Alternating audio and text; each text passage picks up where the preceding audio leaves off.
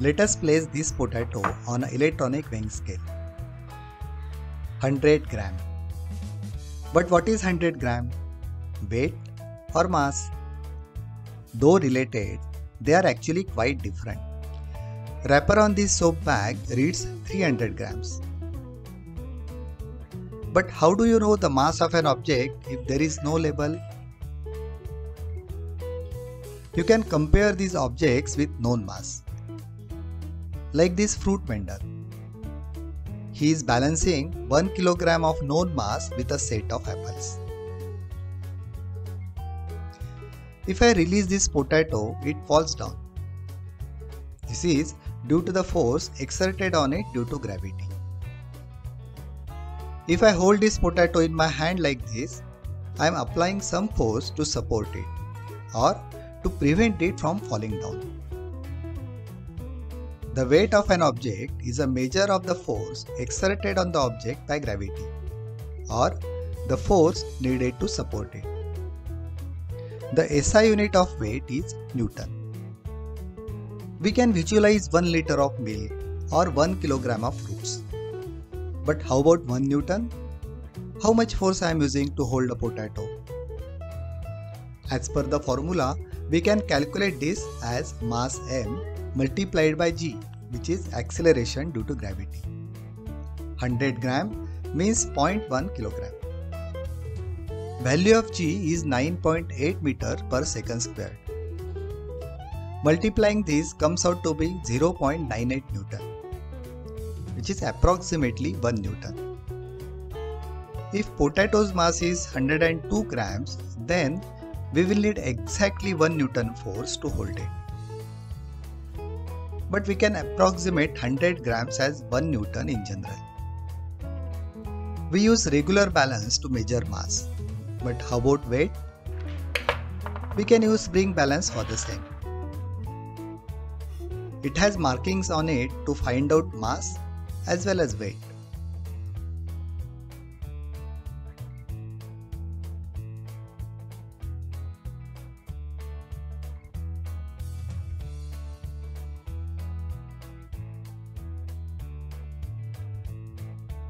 How about the volume of this potato?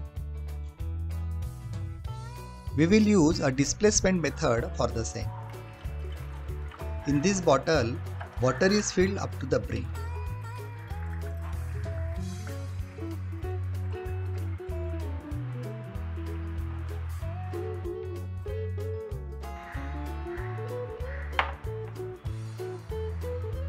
When potato is lowered with the help of a thread, water spills out.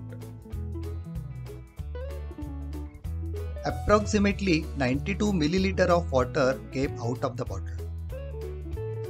We can say that volume of the potato is 92 cubic centimeter, as 1 milliliter is 1 cubic centimeter. As we know the mass of a potato is 100 gram and volume is 92 cubic centimeter, we can find the density of this potato. It is definitely more than that of water. As density is more, potato sinks in water. Now let us tie this potato to the rubber band. Rubber band gets stretched by the weight of the potato. If I push the potato like this, tension on the rubber band reduces. So does its length. Now let's keep the potato hanging as is and place a glass container around it. We will fill this glass container with water. As water level goes up, potato also starts rising. Tension on the rubber band is decreasing as well. We can see it from the changes in its length. In this case, I am not using my hand to push the potato up. Then which force is doing this? This force is due to water. Potato displaced water equal to its volume. This displaced water is pushing the potato upwards. This force is also known as buoyant force. We know that buoyant force exists, but how can we measure it? Let us use spring balance for the same. Right now it is reading 1 Newton. which is the weight of the potato. We'll pour water such that potato is completely immersed in water. Now it is showing 0.08 Newton. That means 0.92 Newton upward force is applied by water. This is also the weight of the water displaced by the potato. This is also known as Archimedes' principle. It states that upward buoyant force that is exerted on a body immersed in a fluid, whether fully or partially, is equal to weight of the fluid that the body displaces. In our case, water. Archimedes' principle is also used in designing ships and submarines. Floating of a big ship is based on Archimedes' principle. Lactometer used to check the quality of milk is based on Archimedes' principle. I decided to visit local dairy to find out its usage. When immersed in water, lactometer floats with a 0 mark visible. Sample from the milk supplied by local farmers is taken in a small jar.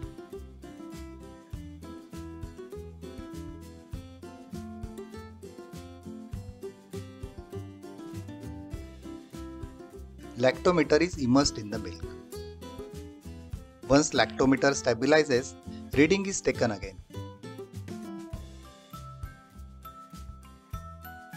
This time it is 31, indicating good quality milk. We discussed mass, weight, volume and buoyant force. Now let us talk about one more important concept, pressure. Let us place this steel ruler on these plastic bottles. This plastic bottle is filled with water. We'll place it vertically on the ruler. Ruler bends after placing the bottle. Now let us place the same bottle horizontally. In which case, ruler will bend more. Quantity of water is same in both cases. Then why there is a difference in bending? To know why this happens, we need to know about the term pressure. Pressure is not a physical quantity.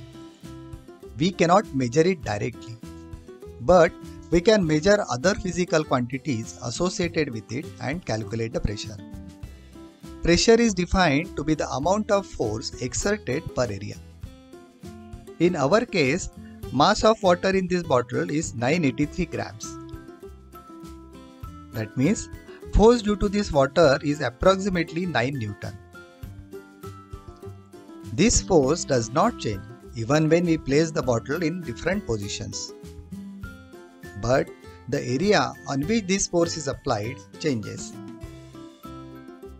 This area is more when bottle is kept horizontally as compared to its other position.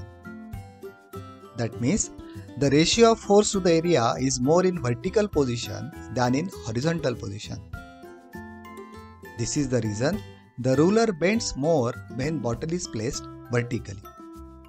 Unit of force is Newton and that of area meter squared. So unit of pressure is Newton per meter squared, which is also known as Pascal. This milk bottle has a mass of 375 grams. Which does not change even if we keep the bottle inverted. Will the pressure exerted on the table be same in both cases? Think about it.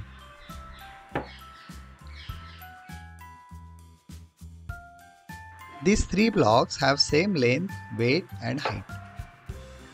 One is made of wood, another aluminium and third cement. Which one will exert more pressure on the table? For that, we need to find out the mass of each block. Wooden block is 96 grams, cement is 209 grams and aluminium is 344 grams. So the force exerted by each block is approximately 1 Newton, 2 Newton and 3 Newton. Area in contact with the table for each block is the same. We can say that pressure exerted by aluminium block is more than other two blocks. Let us take these soap cakes. All cakes have same mass, 100 gram, and weight 1 Newton approximately. But length, width and height is not the same. If I place these 3 cakes in 3 different positions on the table, in which position the pressure exerted on the table will be more? For that, you will have to find out the area in contact with the table for each position and then calculate pressure exerted by the soap. We discussed important concepts such as force and pressure. Do find out how these concepts play a role in everyday things you interact with. Thank you.